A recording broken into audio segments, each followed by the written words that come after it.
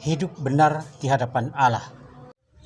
Jika hidup keagamaanmu tidak lebih benar daripada hidup keagamaan ahli-ahli Taurat dan orang-orang Farisi, kalian tidak akan masuk ke dalam kerajaan surga. Salve saudaraku yang terkasih di dalam Kristus. Kiranya damai Kristus selalu beserta kita, dan semoga hari ini kita semua dalam keadaan sehat walafiat selalu.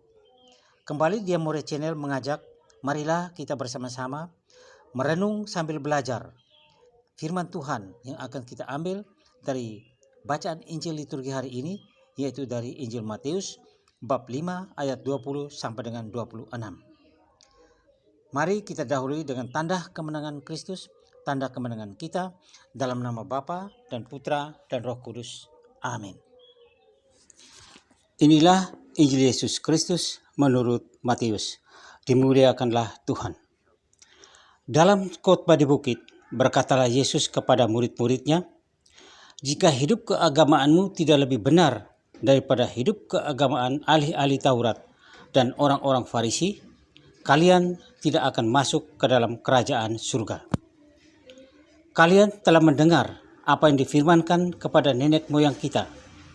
Jangan membunuh, siapa yang membunuh harus dihukum. Tetapi aku berkata kepadamu, setiap orang yang marah terhadap saudaranya harus dihukum. Barang siapa berkata kepada saudaranya kafir, harus dihadapkan ke mahkamah agama. Dan siapa yang berkata jahil, harus diserahkan ke dalam neraka yang menyala-nyala. Sebab itu, jika engkau mempersembahkan persembahan di atas mezbah, dan engkau teringat akan sesuatu yang ada di dalam hati saudaramu terhadap engkau, tinggalkan persembahan di depan mezbah itu, dan pergilah berdamai dahulu dengan saudaramu, lalu kembali untuk mempersembahkan persembahan itu. Segeralah berdamai dengan lawanmu, selama engkau bersama-sama dengan dia di tengah jalan, supaya lawanmu itu jangan menyerahkan engkau kepada hakim, dan hakim itu menyerahkan engkau kepada pembantunya, dan engkau dilemparkan ke dalam penjara. Aku berkata kepadamu, sesungguhnya engkau tidak akan keluar dari sana sebelum engkau membayar hutangmu sampai lunas." Demikianlah sabda Tuhan, terpujilah Kristus. Hidup benar di hadirat Allah. Harapan akan kehidupan yang lebih baik, bahkan hidup yang terbaik, itu sungguh membahagiakan dan merupakan harapan atau incaran atau tujuan setiap insan manusia yang hidup di muka bumi ini. Lalu kehidupan yang diharapkan, yang ditujui, yang dikejar-kejar itu seperti apa? Saudaraku yang terkasih di dalam Kristus, orang beriman tentu tahu bahwa ada kehidupan rohania atau kehidupan jiwa, juga ada kehidupan jasmania, tubuh dan badan. Ada ungkapan yang lazim yang mengatakan mens sana in corpore sano. Jiwa atau pikiran yang sehat ada di dalam tubuh yang sehat pula. Matius dalam Injilnya hari ini menceritakan bahwa dalam khotbah di bukit, Yesus berkata kepada muridnya, "Jika hidup keagamaanmu tidak lebih benar daripada hidup keagamaan ahli Taurat dan orang-orang Farisi, kalian tidak akan masuk ke dalam kerajaan surga." Sebagai seorang beriman, mengejar hidup yang bahagia bukan hanya kebahagiaan duniawi, tetapi juga mengejar kebahagiaan di akhir perjalanan hidup ini, yaitu kebahagiaan kekal di surga. Maka kata-kata Yesus di atas sungguh menyentak. Model atau cara kehidupan keagamaan para ahli Taurat dan orang-orang Farisi merupakan nilai sebuah kehidupan keagamaan yang tidak berkenan di hadapan Allah, atau hidup tidak benar di hadapan Allah. Bukan hidup keagamaannya yang tidak baik, bukan. Mungkin mereka melaksanakan perintah-perintah agamanya dengan benar baik, berdoa, berpuasa, berderma, rajin. Tetapi tidak benar karena tidak menyentuh makna terdalam dari agama sebagai sarana keselamatan itu, yaitu hidup munafik, hidup dalam kepura-puraan dengan memakai peraturan-peraturan agama sebagai sarana untuk menekan orang-orang miskin, orang-orang bodoh, orang-orang kecil demi kepentingan pribadi mereka, demi keangkuhan dan nama mereka.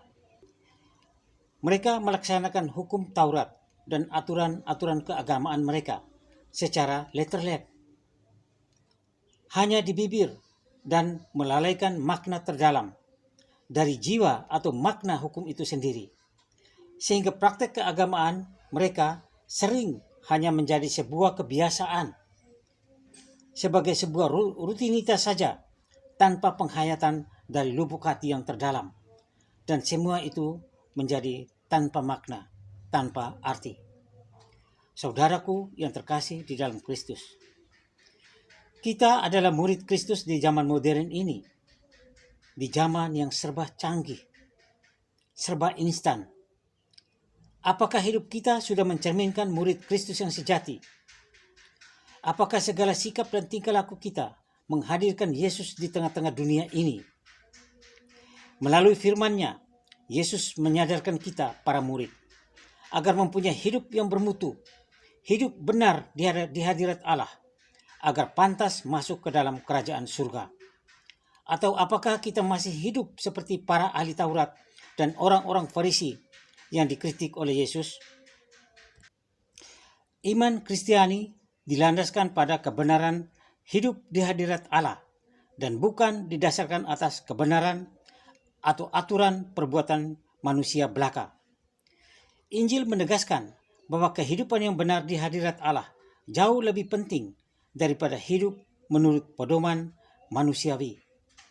Dengan kata lain, kejujuran dalam hidup beriman menjadi amat menentukan bagi kita. Dengan aneka contoh, penginjil menampilkan pengajaran Yesus tentang hal itu. Cita-cita hidup Kristiani memang tinggi. Kasih Yesus Kristus mengajarkan, bahkan bukan hanya melarang membunuh, tetapi setiap orang yang marah terhadap saudaranya harus dihukum. Kasih Yesus Kristus tidak membiarkan orang untuk marah terhadap saudaranya, terhadap sesamanya. Tidak membiarkan orang untuk mengatakan saudaranya atau sesamanya kafir, atau mengatakan saudaranya jahil, dan lain-lain, seperti kita baca dalam Injil tadi. Hal ini tidak sesuai dengan hukum Kristus. Kasihilah sesamamu manusia seperti dirimu sendiri, dan kasihilah musuh-musuhmu. Maka kata-kata perkataan orang beriman sungguh harus mencerminkan kuasa kasih itu, sehingga seluruh kehidupan yang benar dibangun atasnya. Tindakan dan perkataan kita harus seimbang. Iman dan perbuatan kita harus searah, sejajar, atau dalam bahasa gereja mengatakan lex credendi, lex operandi. Artinya apa yang saya perbuat adalah apa yang saya imani, atau apa yang saya imani itulah yang saya lakukan. Jadi saya lakukan bukan hanya berdasarkan akal budi pikiran saya, tetapi dengan hati, dengan kasih, dengan iman. Bukan perbuatan pura-pura, bukan perbuatan munafik seperti perbuatan kaum para ahli Taurat dan orang-orang Farisi di dalam Injil tadi. Jangan biarkan tingkah laku kita, perbuatan kita bertentangan dengan iman dan kepercayaan kita.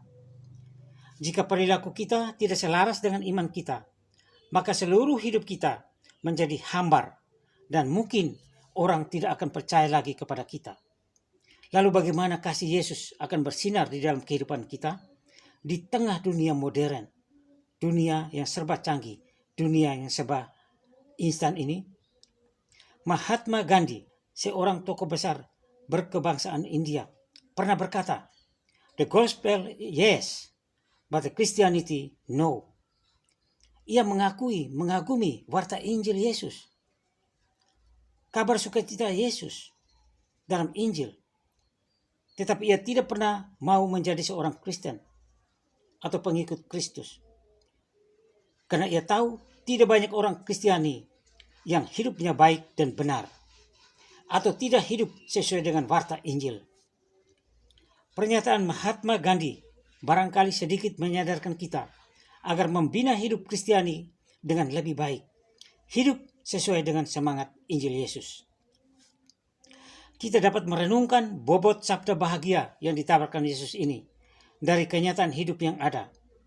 Yesus menunjukkan nilai-nilai positif dari hidup dalam keadaan miskin, kesedihan, lemah lembut, lapar dan haus dan dahaga, murah hati, suci hati, dan membawa damai sejahtera juga ketika dianiaya. Tentu kenyataan hidup itu sungguh menggelisahkan, tetapi hal ini bisa menjadi kesempatan dan kemungkinan yang bernilai bagi orang lain yang dapat memahami hal-hal positif yang disampaikan itu. Yesus sendiri telah berhasil menjalankan misi seperti itu. Dr. Kenneth Scott berkata, hidup Yesus yang singkat itu adalah kehidupan yang paling berpengaruh yang pernah ada di dunia ini.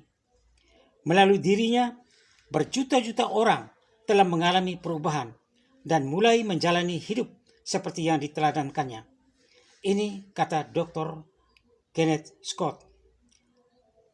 Menurut saya pribadi, sekarang bukan hanya berjuta-juta orang, tetapi bermiliaran orang telah mengikuti teladan yang telah ditunjukkannya. Telah mengikuti teladan Yesus. Beranikah kita menjadi saksi bahwa Yesus hadir di dalam pergulatan hidup ini? Beranikah kita sebagai murid Yesus menjalankan hidup benar di hadirat Allah dan berani menghadapi tantangan itu dengan penuh kegembiraan, penuh sukacita? Almarhum Paus Fransiskus pernah mengatakan bahwa murid Kristus yang sejati adalah murid yang selalu sukacita dalam keadaan apapun. Marilah refleksi diri. Demikianlah renungan kita hari ini. Marilah kita berdoa. Ya Tuhan Yesus, berilah kami kemampuan untuk meraih apa yang kami cita-citakan sebagai orang Katolik yang sejati. Berdasarkan semangat sabda bahagia yang Engkau ajarkan kepada kami. Amin. Kemuliaan kepada Bapa dan Putra dan Roh Kudus, seperti pada permulaan, sekarang, selalu, dan sepanjang segala abad. Amin. Terpujilah keluarga kudus Nazaret, Tuhan Yesus, Bunda Maria dan Santo Yosef, sekarang dan selama-lamanya. Amin. Semoga Tuhan Yesus Kristus selalu memberkati kita semua. Salam damai Kristus, salam sehat selalu. Dia More Channel.